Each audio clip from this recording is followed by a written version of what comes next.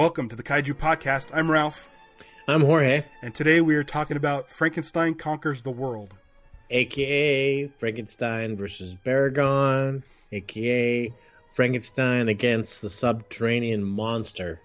Okay, first of all, I'm glad it's called Frankenstein Conquers the World, because I did not know that Baragon was in this movie before watching it. Great. And was fired up. Okay. Yeah. I'm going to... 1965. Okay. So... I have to do that thing. Yeah. So as we mentioned last episode, we kind of wanted to watch this because for me, I felt like it was a requirement because what we really want to watch is War of the Gargantuas. And this is the movie that came before it. So I'm like, let's just get through this one and then we can get to War of Gargantua sooner. Right. For me, this breaks the top 5. I love this movie. I'm spoiling this right now. This movie was awesome. Oh, good. I'm glad because I was like, this totally breaks my top 5. And I was like, and I'm looking at it because I know how much you like Godzilla versus King Ghidorah. I was like, oh. It's already, what has it been, 2 weeks since that one? Yeah. Okay, so hold on. I'm going to get into this now because I'm going to go. This is what's happening. I need to go down the full top 5 list right now. You want to start with this? No. Well, what I'm saying is, I don't think it's just going to knock down. It's Godzilla versus King Ghidorah. No, it's not. It's not. I have a spot for it myself. Oh, okay, cool. All right, so let's get into it because. Okay. Just starting it up and seeing Nick Adams' name come up in the opening credits, I was super excited. And then I would maybe kind of go down a little Nick Adams rabbit hole, and he's got a few credits for these kind of movies. So, the fact that, we get to see him again, and it's not going to be the last that we're going to see him, was awesome. Yeah. I don't even know where to start. So first of all, okay. Okay, at first there's a lot of white people at the beginning. Okay. My first note says, my first note is, guys, it's actually Frankenstein's monster's heart.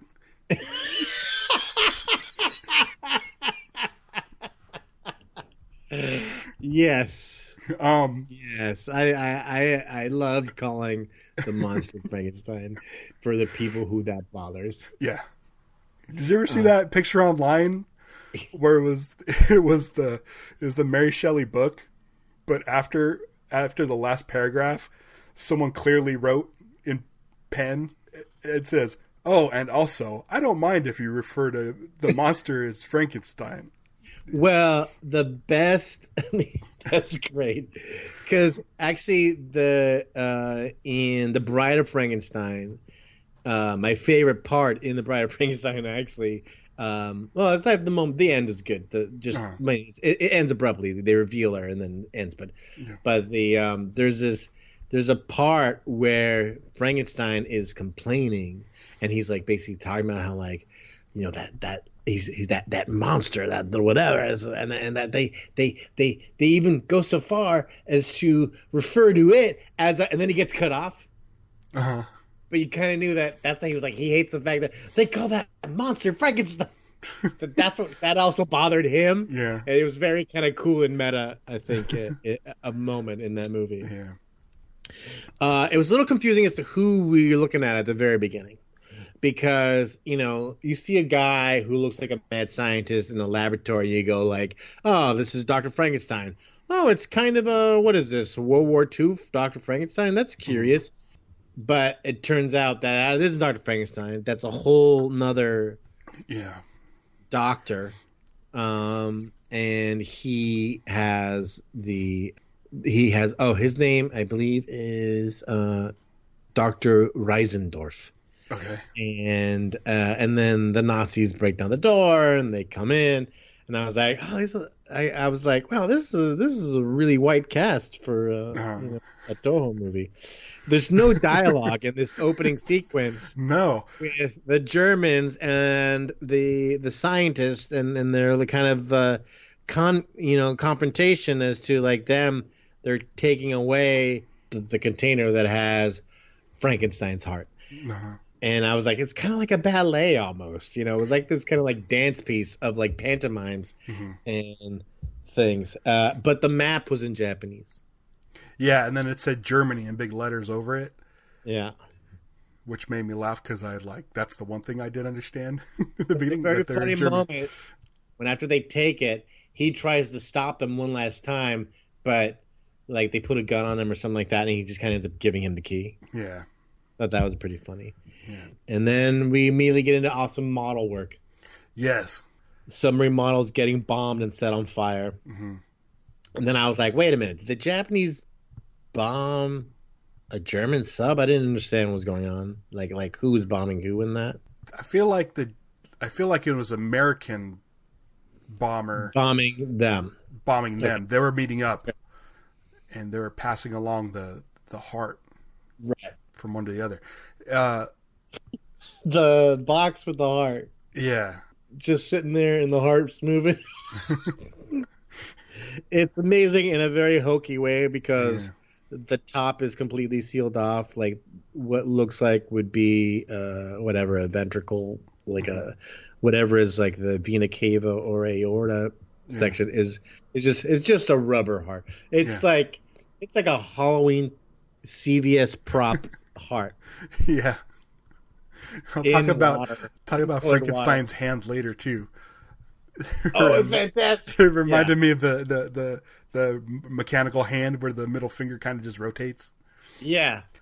Oh boy. So much. So great. It's such a great, this whole opening sequence is so great. And Takashi Shimura comes on. Yeah. And it's like, oh sweet, this guy's in it. He's there for just what, 30 just that seconds. Opening scene, yeah. Yeah, and then bombed, and then August 6th, 1945. Yeah. So good. So I was like, boom, now we got a movie. It's a great setup. Yeah. I don't understand it. Did the heart turn into a boy? Yeah. Okay. The heart turned into a boy. Okay, and then, and then 15 years later, it decided to... No, the heart didn't turn into a boy yet. What? Okay, go ahead. Did it? No, it didn't. So they have Frankenstein's heart, and Takashi Shimura is they're gonna do tests and stuff on it because they're going to study its properties because the heart doesn't die. Yeah. And then the lab gets bombed during the Hiroshima and Nagasaki bombings. Yep. And then we pick up 15 years later. And there's still, after effects from the bombing. And Nick Adams is a doctor who's helping these women with dealing with whatever symptoms they have. He has a moment. He says, "Take it easy, girls. I'll see you later." He has this bit where he talks about he's looking on the bright side of the fact that these bombings happen. There, he's like, well, at least we can study them. And then, kind of out of nowhere, we cut to a bunch of school kids running into a classroom and finding a dead rabbit. Yeah, but we find out that there's something going around just eating animals. Right. But the rabbit just looked tore up. Right, and so they kind of lose them, and they're like, oh, you kind of get a glimpse of them, and it's great. It's a Japanese kid with a Frankenstein forehead, which is great, and it's like the whole set of caves where he can poke his head out, and then he pokes out. It's like this whole array of different caves and tunnels that he can go through it, and they climb up there, and she climbs up there with her purse. To go find this kid because they found the kid. Yeah, she kind of sounds like, oh, that looks like a boy when they spotted him in the street. And so they catch him and they bring him and they're looking at him, and it's they say he's distinctly Caucasian. Definitely Caucasian. Yeah, it's and he's not Caucasian. But, no, they make it a real point, and I don't know why. And the other guy goes, maybe he's half caste. And he goes, nope, he's distinctly Caucasian. Yeah. Why? They make a point because it's not a Caucasian actor playing him. I think they make a point to be like, listen, this guy's Caucasian, okay? Good. Now that we've settled that, let's continue. So from here on in, Frankenstein is Caucasian. Okay. Sure. That's basically, I think that's what they're like. I was like, okay, if you say so. I was already along for the ride. Yeah. So the kid is basically, yes, the irradiated heart, all grown up. Maybe because he's supposed to be German? Well, and he didn't look German, so they had to tell us? They're like, yeah, that's basically what that was. They're like, well, he's Caucasian. Clearly. Yes. There's no denying it. Okay, I'm at the oil fields destruction. Okay. The model work in this movie is so good. It's really good. It is so amazing. And so the oil fields get destroyed. Out comes a monster. It's Baragon. I didn't recognize him as Baragon at the beginning. I recognized him as Baragon. And I didn't see his ears flop out. I just saw it looked like kind of like a lizard with a unicorn horn.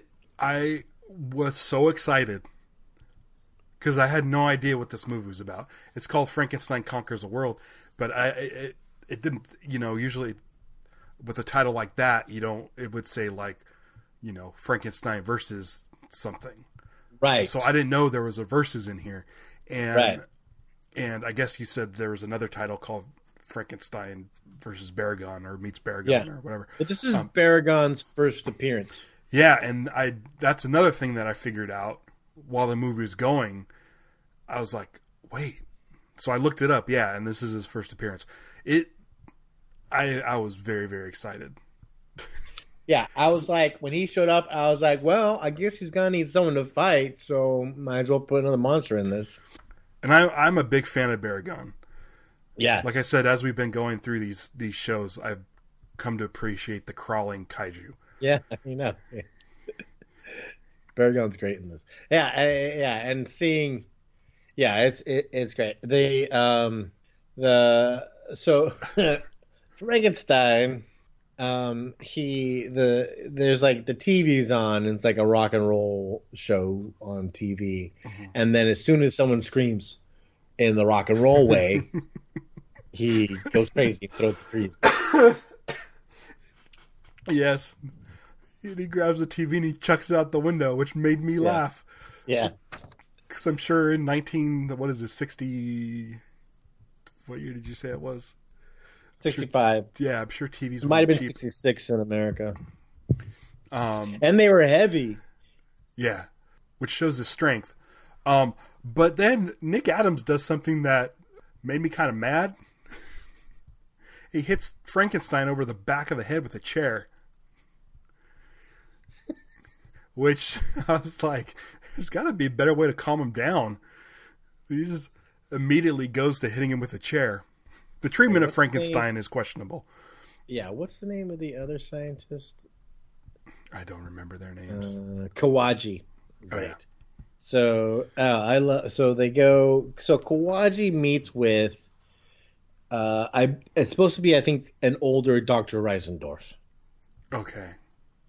Who he's like, oh yeah, the heart that wouldn't die, blah blah, and he's the one who tells him, if you really want to find out this kid's Frankenstein, you should cut off his arms and legs. Is that the dude that looked like Dick Van Dyke in Mary Poppins? Yeah. He looked like the banker, Mr. I think they're trying to make him look older than he looked at the beginning of the movie, but they kind of just made him browner. Yeah, he looked like he sounded like Scrooge McDuck. Oh, he does. And which made me look up to see the voice actors in IMDb, but I didn't really recognize anybody. Yeah, no. And then he says, not only if you cut off his arms and legs will they grow back, but the cut off bits will also remain alive. Yeah, which they do. Fantastic. So it makes Frankenstein unstoppable. Yeah. Like if you were to get it, and it seems like the hand grows back pretty quickly. Frankenstein is growing rapidly, and I don't know why it took 15 years before he started growing, but whatever. But he has the chains are getting too big for his wrists, Yeah, and they're digging in. Yeah, they have that makeup effect where it's like just on his wrist is like all wonky. Like the makeup effects, I don't know. They look sort of halfway done. Cheap, yeah. But because of it looks really awesome. Yeah, sometimes the forehead looks like it separates from the guy's face a little bit too. And then the neck, it looks like it's almost peeling off the neck, but it almost makes it look grosser. And I was like, oh, that's a good way to, that handles the cutting off of the hand. They don't actually have to chop off a kid's hand. Yeah. But I guess with Frankenstein, he should have sort of skin hanging off. And then he had like just kind of patches of hair in different spots. Right, but this is weird because like this is not, it's not a Frankenstein that was built from dead bodies. This is generated from the heart. Oh yeah, huh? So this is a new Frankenstein. Yeah, a fresh one.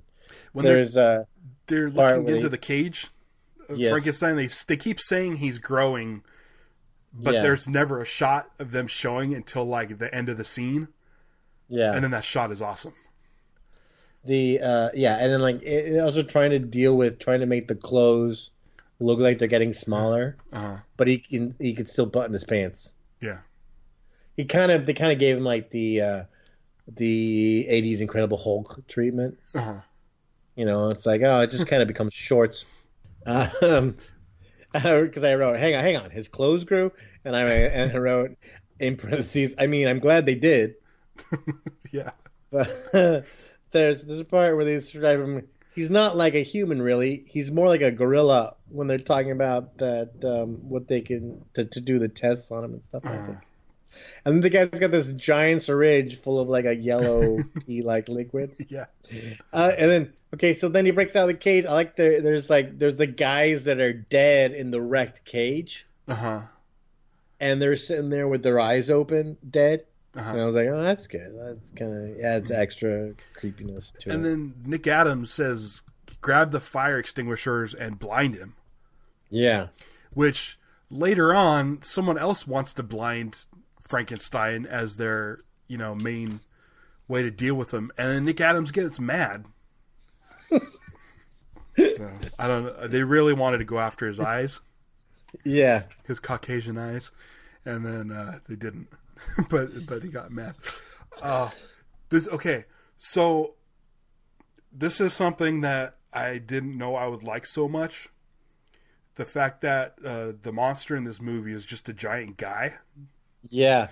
I like big rubber suits, but seeing just a guy walking around in the models made me appreciate the models more. The models were so good. Yeah. Because you can see the scale at which they had to work. But then also, you realize the limitations of rubber suits. Oh, yeah. Because the fighting and the moving around in the models, he could really get around in the models without constantly bumping into stuff. And the fights were fast. Like, when he's fighting Baragon, I mean, it's a little bit too early to get to, but he's jumping all over the place, jumping around him.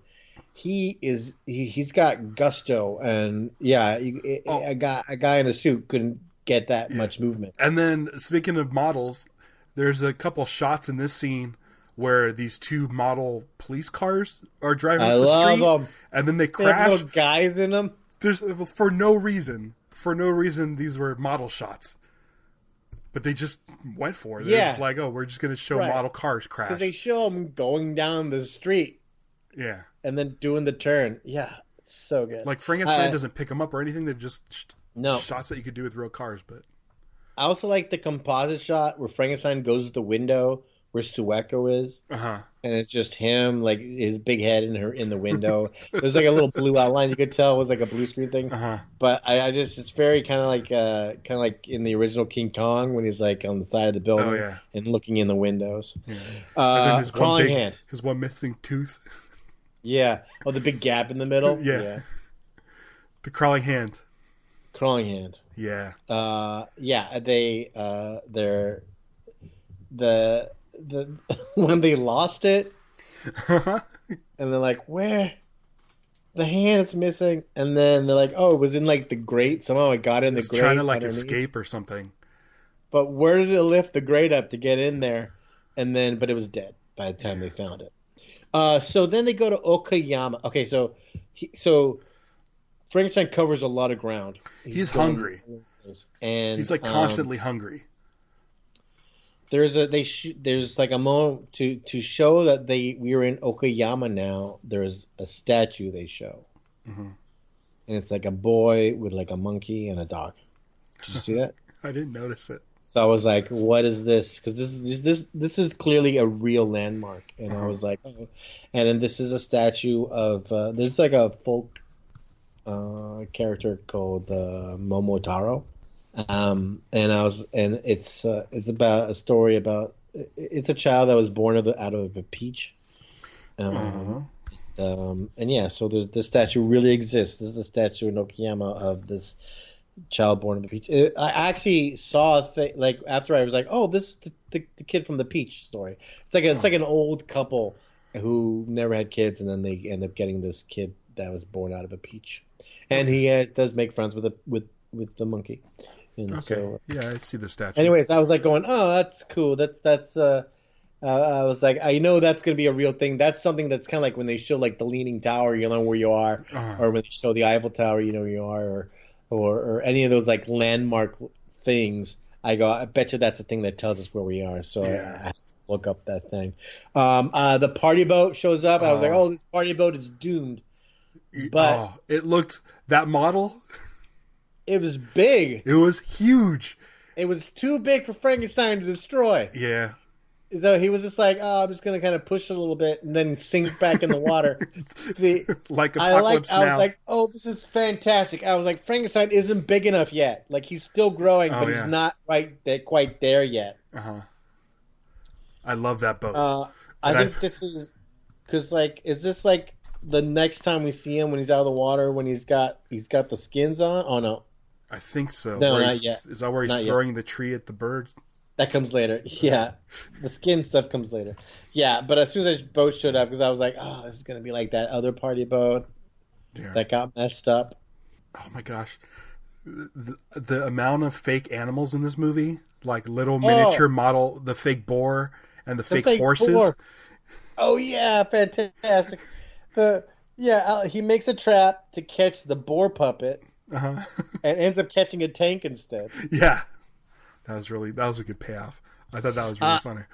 Him throwing the trees to destroy that house, fantastic. There was that moment where they kind of gave up on chasing Frankenstein to be like, well, this is before they discovered that the hand was gone. They're like, well, we still have that hand to play with, so it'll be fine.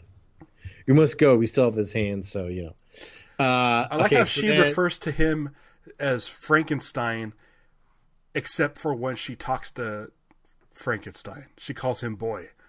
Yeah, like it's almost like they're being mean behind his back. He doesn't know his name is Frankenstein. I know.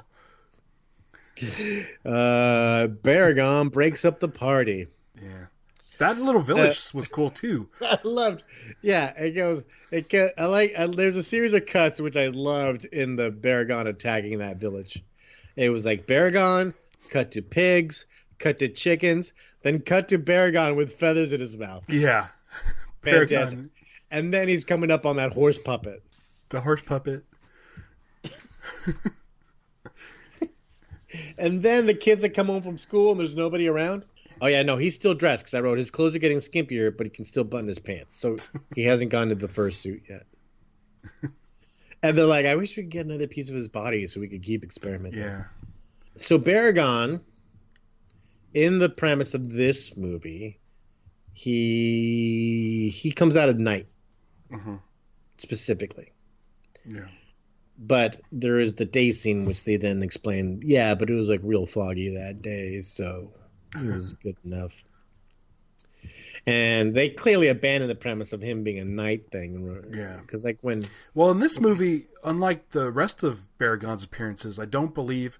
his horn lights up in other movies. I don't think so either. Yeah. So, yeah, they must have abandoned that altogether. But I like that his horn lit up. Yeah, there's a part where they're in that like dinosaur museum place, and they got those really great old school T-Rex pose where he's like super tall with little, like his tail's dragging. Yeah. I love those old T-Rex art. There's a part where Sueko goes, "Do you think he'd remember me, Doctor?" And then there's something about movies. I don't know if it's specifically Toho movies. I've probably seen more 60s Toho movies than American 60s movies, but wearing a suit to do everything. Uh-huh. Like there are like a lot of hiking in suits in this movie. Yeah. Oh, okay. So then Kawaji is showing off these grenades. the gas ones. I got these grenades. It's great. Check this out. He throws it and ends up basically summoning Baragon. Yeah. He threw it down a hole where Baragon was. Yeah. That's where he said he was going to try to blind Frankenstein with those bombs, and Nick Adams was like, you can't do that. And it's like, you just tried like 10 minutes ago to blind him with fire extinguisher. Yeah, this is the moment when Kawaji kind of takes the turn where you go like, oh, he's not so much for just the study of science. Yeah. He wants to destroy him too. And then he falls on the cliff ledge, and he's a tiny puppet. Yes. Oh, that's one of my favorite things in these movies is when they have tiny puppet people. Dolls. And this one was good because he was moving his legs and arms, and even when Frankenstein picked him up, his legs and arms were moving. Yeah, the way he was, when Frankenstein's holding it. So this is where we go, okay, Frankenstein is a good guy, you know? Yeah. He's trying to protect the people, maybe just Sueko, but who knows, maybe it's everybody.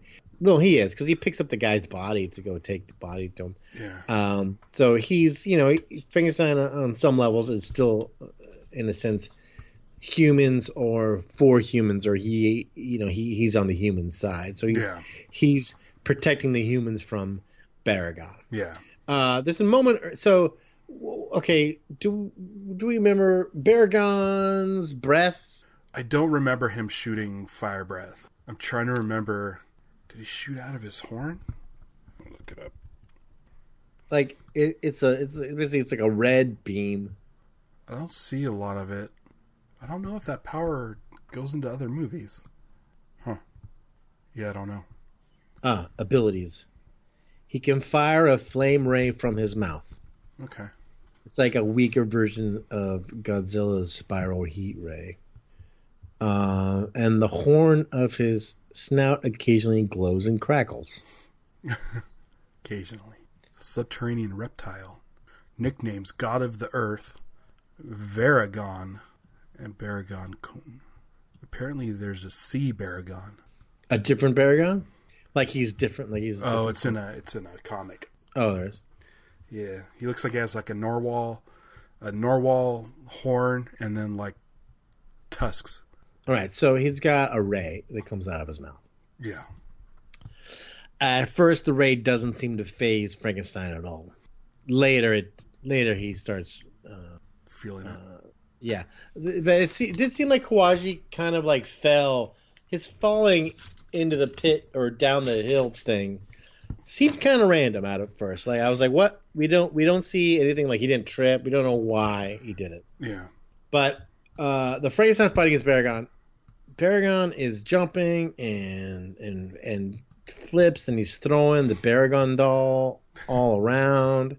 It is a lot. There's a lot going on. Yeah, the fight's amazing. And sometimes it's like sped up, and it makes it look like Frankenstein has like super agile speed abilities. Right. Also, Frankenstein has a hairy back. Yeah. You didn't get to see it till you wore the fursuit. Yeah. But they definitely put hair in his back. There's Frankenstein shoves a rock into Baragon's mouth. Yeah, there's a lot. Like this fight's a little super fast. This Baragon's kind of cute. Yeah, he's a little dopey looking. He moves his eyes like Gamera back and forth. This is then where... by the way, Baragon was played by Nakajima, Haruo Nakajima. Yeah. Which I was like, great, because it is great monster costume work. And this is where my one problem with the movie shows up. Okay. Frankenstein's use of fire. Yeah, I had a question about that. Because everybody knows fire bad. Fire bad. And so, yeah, I don't know, because this is a new generation Frankenstein or whatever, maybe. But I like Frankenstein not liking fire. It's such an iconic part of Frankenstein. In fact, I get so annoyed whenever I see images of Frankenstein with fire. There was like that Christmas. There's a commercial for something. I think it's for like Apple or some product, and it shows Frankenstein sitting by a fireplace in his house. And I was like, oh, come on. In what world? Or there's a lot of people there's people make like birthday cards or like birthday things for people. And it's like Frankenstein holding like a birthday cake that's in flames. It's like, what? Yeah. So that I was like, oops. Come on. No one looked at that. Yeah. Oh. But what I also loved is Baragon keeps getting thrown around by Frankenstein. Because basically, Frankenstein pretty much had the upper hand this whole fight. Yeah. It seemed like it. Every time Baragon would land after being thrown or tossed, he would shoot a little bit of that red ray out of his mouth. It was kind of like, oof, like it's almost like he pee a little bit. It's like when he lands, he can't quite get control. And there's tons of picking him up and spinning him around. Eventually, Frankenstein kills him with kind of like a wrestling sleeper hold. Kind of like chokes him out. That's how he ends up killing him. And he celebrates and raises his fists and sinks into the ground. Yeah. The end. Man, okay. And then it ends with Nick Adams being like, well, he may be better off now. He couldn't live in this world. Yeah. Alternate ending? There's two. Oh, I only saw... Wait. There is... I don't know. Maybe it's unofficial. Maybe it's just someone doing something. But there is also a version where he throws the rock at Baragon. Baragon sinks into the ground. And we don't see him sink. Which is kind of like... it's like if you go to YouTube, you can be like... Frankenstein Conquers the World, like happy ending or alternate happy ending or whatever it is. It's that. Oh, like they just don't come back to Frankenstein. You don't see. They just kind of continue, and they don't. I don't think they have to put the thing like it's good that he's gone either. I think that part is in it too. But I don't know where that was used. I don't know exactly what where that came from. But then there's another one. Yeah, this one out of left field, out of nowhere, an octopus shows up. Oh, this is like the second octopus movie in a row. And this, first of all, I'm very glad that it's a puppet costume. It looked cool coming down the rocks. It was good. It was well achieved. The story was that the American backers of the film loved the giant octopus scenes in King Kong vs. Godzilla. That they wanted a giant octopus scene in this one. Which is fine, but it's a weird place to put it. The American version. Yeah. But then when they saw it, it seemed, they said it felt it was too abrupt and rejected it. And so it wasn't part of the ending. However, apparently, the giant octopus would go on to appear in War of the Gargantuas. Oh, okay. Yeah. That's exciting. So, yeah. Man. I was like, it's so great. One, everything was new about this movie. Yeah. Didn't see any of it. All surprising. Yeah. And then, so good. There's just something about this era, this window of time of these Toho movies that are just so enjoyable. Yeah.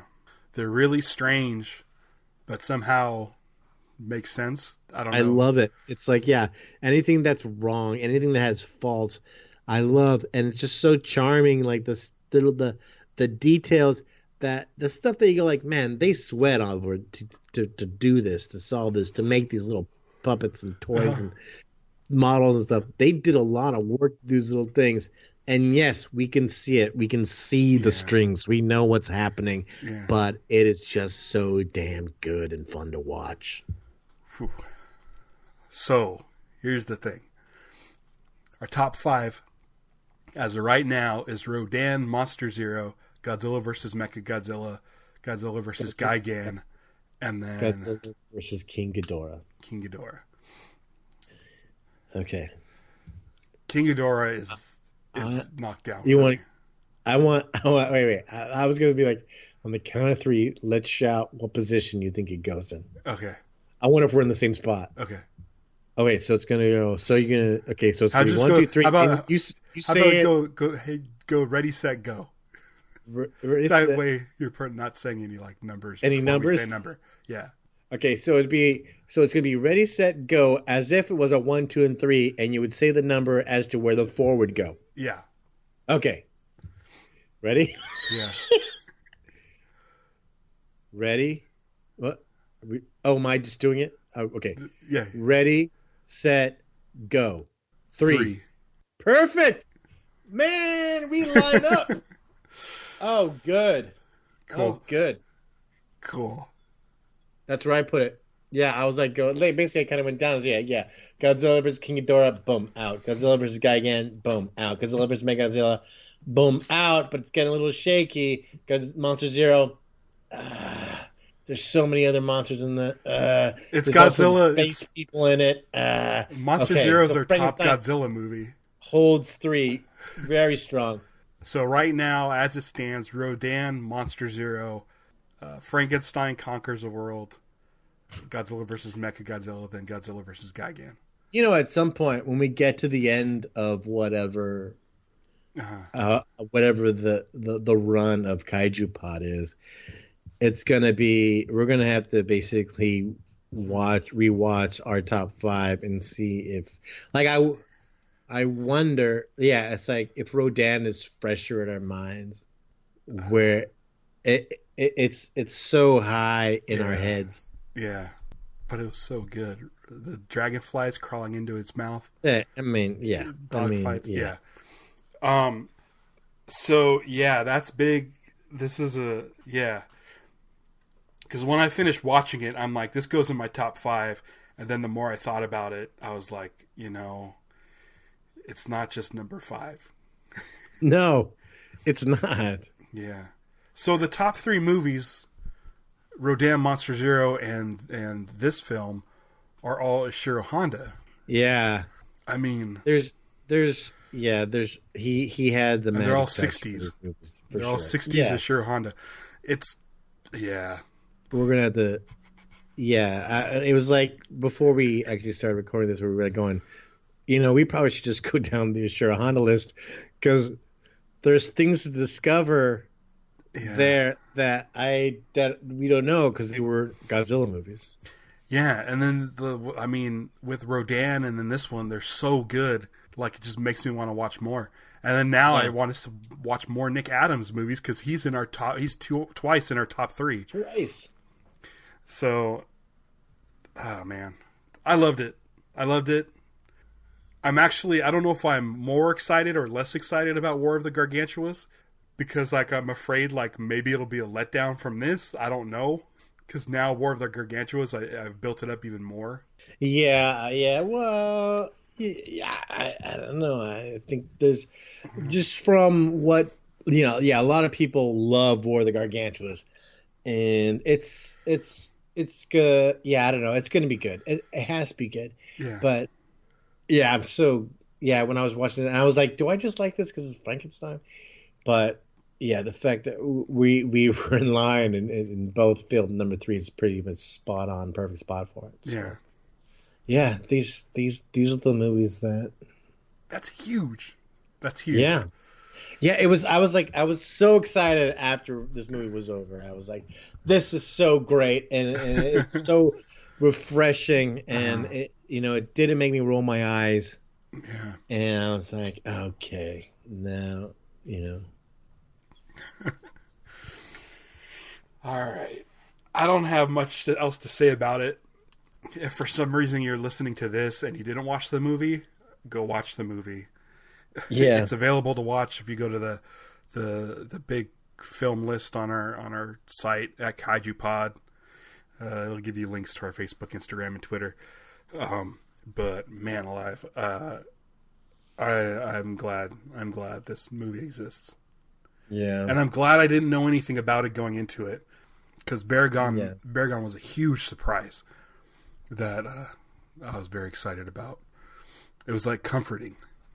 I love these early monster designs, the way they put in also how like the eyes kind of like move from side to side and stuff. It's a great puppet.